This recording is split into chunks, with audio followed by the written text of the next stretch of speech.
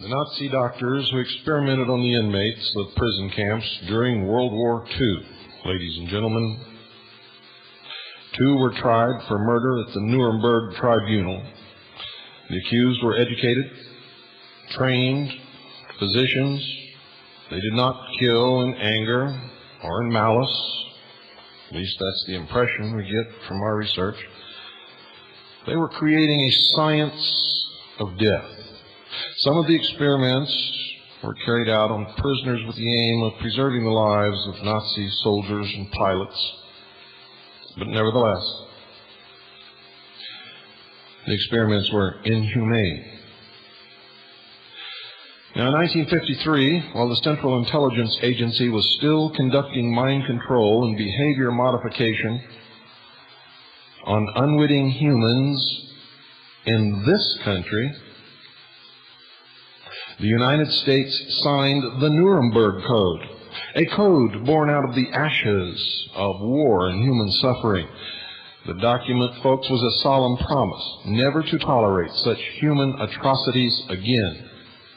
The code maintains 3 fundamental principles. 1, the subjects of any experimentation must be volunteers who thoroughly understand the purpose and the dangers of the experiments. They must be free to give consent, and the consent must be without pressure, and they must be free to quit the experiments at any time. 2, the experiments must be likely to yield knowledge which is valuable to everyone. The knowledge must be such that it could not be gained in any other way. And 3, the experiments must be conducted by only the most competent doctors, and they must exercise extreme care. If you've been listening, so much for that. Despite our lessons from Nuremberg and the Nazi camps, the Central Intelligence Agency, the United States Navy, and the United States Army Chemical Corps targeted specific groups of people for experimentation who were not able to resist. Prisoners, mental patients, foreigners, ethnic minorities, sex deviants, the terminally ill, children, yes, children, and United States military personnel, and prisoners of war, and veterans. Veterans, ladies and gentlemen. They violated the Nuremberg Code for conducting and subsidizing experiments on unwitting citizens.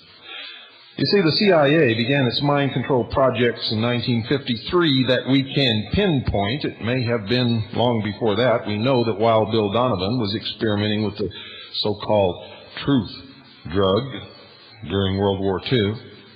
But 1953 was the very year that the United States signed the Nuremberg Code and pledged with the international community of nations to respect basic human rights and to prohibit experimentation on captive populations without full and free consent. Dr. Cameron, a Central Intelligence Agency operative, was one of the worst offenders against the code. Yet, folks, he was a member of the Nuremberg Tribunal with full knowledge of its testimony. Talk about hypocrisy. Talk about lies. Well, if you've been listening to the Hour of the Time since its inception, you know that these people who run things are perpetual liars, deceivers, and manipulators. And they're never going to stop. That's why there's never going to be any world living in harmony in the great brotherhood of man. You blithering idiots. Senator Sam Ervin's committee lashed out bitterly at the mind control and behavior modification experiments and ordered them discontinued. But they were not. His orders, the Congress's orders, were ignored, as they frequently are. But the New England Journal of Medicine states that the consent provisions are, quote, no more than an elaborate ritual, end quote. They called it, quote, a device that when the subject is uneducated and uncomprehending confers no more than a semblance of propriety on human experimentation, end quote. The Nuremberg Tribunal brought to light that some of the most respected figures in the medical profession were involved in the vast crime network of the SS. Only 23 persons were charged with criminal activity in this area, despite the fact that hundreds of medical personnel were involved. There were 200 German medical doctors conducting these medical experiments. Most of these doctors were friends of the United States before the war, and despite their inhuman experiments, the United States, ladies and gentlemen, attempted to rebuild a relationship with them after the war. That's right. The knowledge the Germans had accumulated at the expense of human life and suffering was considered a booty of war by the Americans and the Russians. The Americans tracked down Dr. Strughold, the aviation doctor who was in charge of the Dachau experiments, with full knowledge that the experiments were conducted on captive humans. The United States recruited the doctors to work for them, and most of the experiments were repeated utilizing volunteer American service personnel.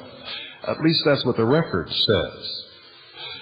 When these personnel have been contacted, the ones that can be contacted, they claimed that they were coerced by their commanding officers to volunteer. Eisenhower, folks, Dwight D. Eisenhower gave his personal approval to exploit the work and research of the Nazis in the camps. Now, within a week of Eisenhower's order, many of these notorious doctors were working for the United States Army at Heidelberg. Army teams scoured Europe for scientific experimental apparatus such as pressure chambers, compressors, G-force machines, giant centrifuges, and electron microscopes. These doctors were wined and dined by the United States Army, while most of Germany's post-war citizens virtually starved. The German doctors were brought to the United States and went to work for Project Paperclip. All these doctors had been insulated against war crime charges. The Nuremberg prosecutors were shocked that United States authorities were using the German doctors despite their criminal past. Under the leadership of Strughold, 34 scientists accepted contracts from Project Paperclip and were moved to Randolph Air Force Base at San Antonio, Texas. The authorization to hire these Nazi scientists came directly from the Joint Chiefs of Staff. The top military brass stated that they wished to exploit these rare minds.